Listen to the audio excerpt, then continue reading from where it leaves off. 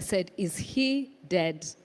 Could I speak to my sister? And so the guy said, I'm sorry, she's not in a state that she can be able to speak. So I didn't even go back to my department. I got into my car and drove to the hospital. Thank God he was still alive. What about some of the friends? They thought he was dead. What happened when they went to the hospital ward? So 6 months before that, his own brothers had already seen him dying. And they were just thinking, why don't we make this faster? And of course, what do we want? Property.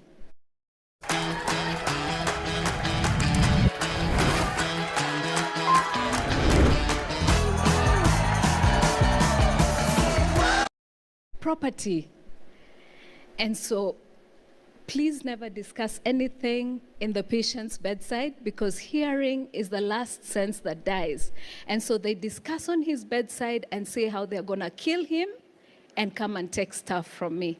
Of course, so I worked in one hospital and he's in another. So I'd check into hospital, check him in, leave him there, go to work. But at this time, he was so sick that I would operate from hospital to hospital.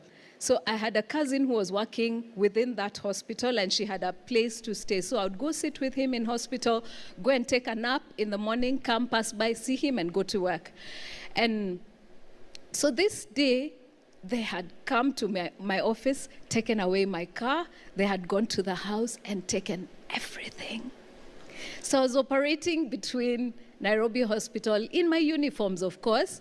And so they come and they give him poison.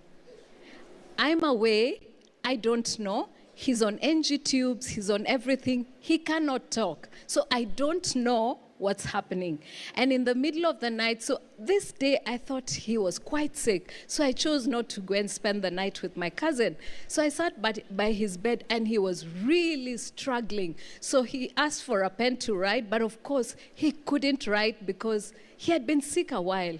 But at the end of the day, he made gestures of keys. And so he was asking me for car keys. And because the car had been taken away, this is a sick patient. So how do you tell him that your stuff has been taken? So I said, don't worry, I have the keys in my pocket. So he was making gestures to say, leave the key under my pillow. I'm like, don't worry.